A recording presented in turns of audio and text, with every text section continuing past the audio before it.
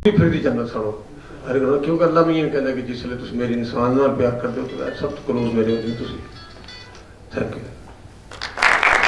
इस तरह का अपने बहुत ही प्यारे दोस्त, बहुत ही शानदार शायर, मशहूर बंदे जनाबे बाबा नजमी नूं कि उस स्टेज पर तशरीफ लिया और दो चार गल्लां जरूर करा और मेरा कहना भी मन रहा है।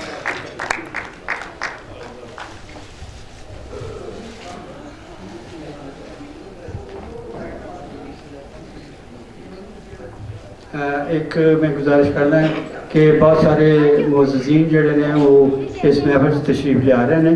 बहुत सारे दोस्त अहबाब ऐसे ने जिन्होंने मैं ना नहीं जानता तो वो मजबूरी होगी मैं उन्होंने नाम तो लेना चाहना। अगर फराज मैंने उन्होंने नाम दस देगा तो मैं ज़रूर नाम ले देंगा।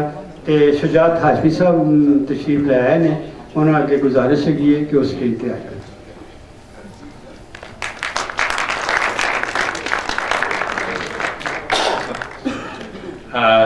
गुजारिश हुई कि हुसैन शाह साहब ने मैंने तो बुला लेता लेकिन मेरा ज़्यादा मुलाकात तो दो चार हुई उन्होंने लेकिन एक वाक़या छोड़ा जाए जो मेरे नाल मैं चूँकि कराची रहना सा लाहौर कराची चला गया तो इतफाक नाल मेरे दोस्त ने राशिद महमूद साहब उन्होंने मैंने मिले तो कह रहे कि चल बाबा नजमी यार टेलीविजन चलिए PTV चलिए। मैं उन्होंने उत्थे आ गया इतफाक ने असीं गपशप कर रहे सा तो शाम का टाइम से कोई 4 बजे का तो दिलदार साहब इतफाक नाल आगों दी लंघे तो मैंने कहता बाबा यार तू कदों आया कराची हो। मैं कहा जी दिलदार साहब मैं 3-4 दिन चले चल फिर उठ। मैं क्यों चल मेरा आज प्रोग्राम कर। मैं कहा जी मेरे से इतफाक नाल शेप वगैरह वधी हुई थी तो कहने लगा शायरां नूं कोई फर्क नहीं पैंदा तू चल मेरे नाल और आज का प्रोग्राम मेरा करके तो फिर तू जाना वरना नहीं जाना। बहर दिलदार साहब के मरण से इतफाक है कि मैनू अज सच्ची गल है कि पता नहीं सी मेरी नज़्म दिलदार भट्टी साहब से सी जी जंग च छपी सी और मैनू याद नहीं और मैं लिया नहीं सकिया मेरी माजरत। लेकिन बहरहाल कराची एक तस्वीर उन्होंने नाल मेरी उतरी जी उन्होंने आप इतफाक न कराची गए हो सन तो मुलाकात हुई तो बड़े प्यार ना कहने लगे यार जिंदगी के मेले ने आए पिक्चर दिलवाई। बहरहाल वड्डे आदमी सन जिन्हें उन्होंने बारे में गल्लां सुन रहे हैं और ये सुनिया ने मेरा ख्याल है कि ये बहुत घट लोग इंज करते हैं बहुत घट लोग इंज करते। Thank you.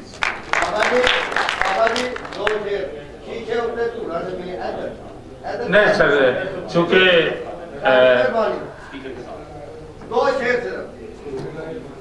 बड़ी मोहब्बत मैं 2 शेर सुना देना थानू कि शीशे उत्ते तूड़ा जमिया कंधा चाड़ी जाते ने। शीशे उत्ते तूड़ा जमिया कंधा चाड़ी जाते ने जिल्दा सांभ रहे ने चले वर्के पाड़ी जाते ने। जिल्दा सांभ रहे ने चले वर्के पाड़ी जाते ने ते उन्हां दा भी तू रब ने एदा अज जवाब दे दे।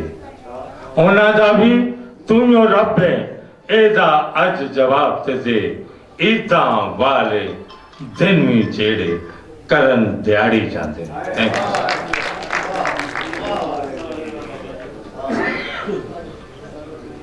बाबा नजमी अपनी प्यारी गल्लां सुना रहे सन। शेर सुनाए उन्होंने तुहानू।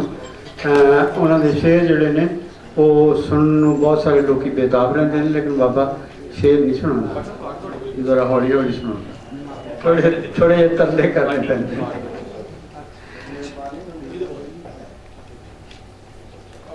इस तो पहले कि असी दूसरे मेहमानों स्टेज पे माइक से बुलाए एक मैं चाहवा कि वीडियो क्लिप्स जोड़े ने दिलदार के वो देख लीजिए की ख्याल है तुहाडा। वीडियो क्लिप्स दिखाओगे सानू।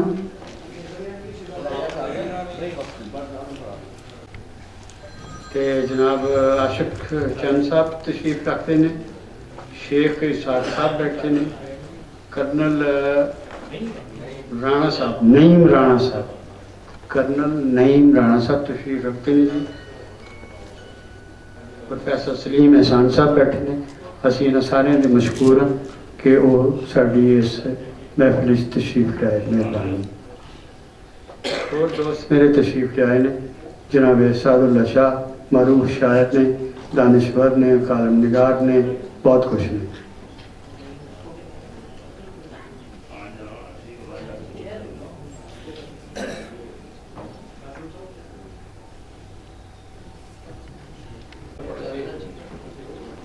अस्सलाम वालेकुम।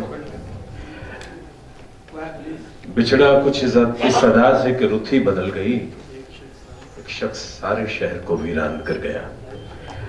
वाकई लाहौर वीरान हो गया कुछ लोगों के जाने से, जिनमें दिलदार भट्टी, मुनीर नियाजी,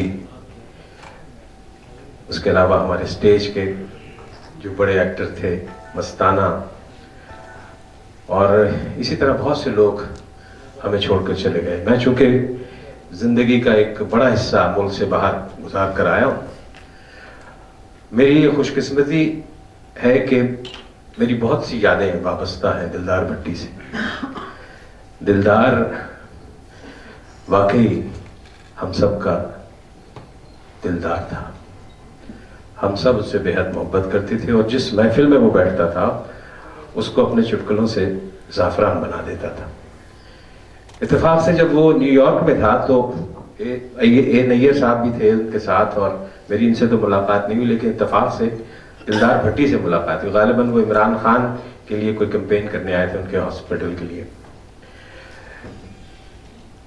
दिलदार भट्टी सबसे पहले मेरे साथ एक ड्रामा था जिसमें थिएटर या अलमरा में जब 102 सीटें शौकत अली साहब हुआ करती थी, और उसमें वो फर्स्ट टाइम वो इंट्रोड्यूस हुए। बानो कुदसिया का प्ले था ये जुनून नहीं तो क्या है। उसमें उनके साथ काम करने का इतना मज़ा आया कि मैं बयान नहीं कर सकता। उसमें एक और अदाकार जो थे जो आज हम में नहीं है, हमारे बड़े प्यारे दोस्त बदियुज़्ज़मान साहब, शुजात साहब, वो भी आज इस दुनिया से रुखसत हो चुके हैं। वो लंदन में रहते थे और यहाँ लाहौर सिर्फ हमसे मिलने आए, और उसी दौरान उनकी तबीयत ख़राब हुई और शाह इमारत हॉस्पिटल में वो ऐसे दाखिल हुए कि फिर कभी वापस नहीं आए। दिलदार भट्टी से जब मेरी न्यूयॉर्क में मुलाकात हुई तो उससे मैंने पूछा कि भाई किस फ्लाइट से तुम वापस जा रहे हैं, तो उसने मुझे अपनी फ़्लाइट डिटेल दी। इत्तेफाक से उसी फ्लाइट में मेरी भी सीट बुक थी। जब मैं एयरपोर्ट पे गया, मैं काफ़ी देर तक उसका इंतज़ार करता रहा कि अच्छा 7 सीट लेके बैठेंगे और सफ़र अच्छा गुजरेगा, लेकिन उस फ्लाइट में वो ना आया। फिर जब मैं वापस लाहौर आया तो पता चला कि उसका जस्ते खाकी लाहौर पहुंच रहा है। दिलदार भट्टी इतना खूबसूरत इंसान था। उसका प्रोग्राम होता था टाकरा, तो मैं जब भी बाहर से आता था तो उसकी कोशिश होती थी कि मुझे उसमें किसी तरह इनवाइट करे। तो मैं उसे कहता था यार ये तो पंजाबी का प्रोग्राम है और मैं ज़रा पंजाबी इतनी फ्लुएंटली नहीं बोल सकता। उसने कहा नहीं तुमने आना है। तो मैंने उसे अपनी कुछ नज़में उर्दू की सुनाई। कहता यार इस तरह करो, बैठो यहाँ और इस नज़म का जो है ना पंजाबी में तर्जुमा करके यही तुमने सुनाना है, लेकिन तुमने आना है मेरे प्रोग्राम। और वो नज़म मुझे आज भी याद है कि वो पहली मेरी पंजाबी और शायद आखिरी नज़म थी कि आहो इत्थे चानना नहीं अंधेरा ही अंधेरा है, आहो इत्थे चानना नहीं अंधेरा ही अंधेरा है, कि असां गरीबां दे घर ते सिर्फ प्यार ते मुहब्बत दे दीवे बालदे ने, दुख ही मिलदे ते पालदे ने, सुख मर जाना ते कदी मिलदा ही नहीं, ते दुख दूसरियां दा वेख के असीं रोने आ इस तरह जिवें गर्मी दी तत्तियां हवावां च पहाड़ां ते बर्फ ते गले पिघलदे ने पिघलदे ने। यूं दिलदार भट्टी ने हमें पंजाबी नज़म भी अता करवा दी। दिलदार भट्टी एक ऐसा इंस्टीट्यूशन था यहाँ पर कि आप उसे भुला सकते ही नहीं, उसे माइनस कर ही नहीं सकते। अफसोस से कहना पड़ता है कि अब आज 49वीं सालगिरह पीटीवी ने मनाई है, लेकिन यहाँ पर बहुत से ऐसे लीजेंड हैं जिनका जिक्र लाहौर टीवी ने करना मुनासिब भी नहीं समझा। हम अपने हीरोज को, अपने लीजेंड्स को भुला देते हैं, उनको भूल जाते हैं। हमें याद करना आता ही नहीं।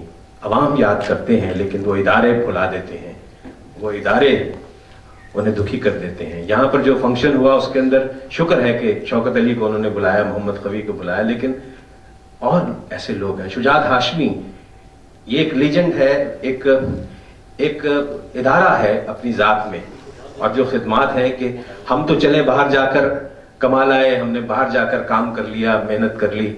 इन्होंने तो यहीं रहकर अपने बच्चे पाले, यहीं रहकर इसी फील्ड में आज तक उसी में डटे हुए हैं। मैं इनको सलूट करता हूं। ये बहुत अजीम लोग हैं। शौकत अली और शुजात हाशमी यहाँ बैठे हैं, ये नैयर यहाँ बैठे हैं, इन सब के लिए जरूर तालियां होनी चाहिए।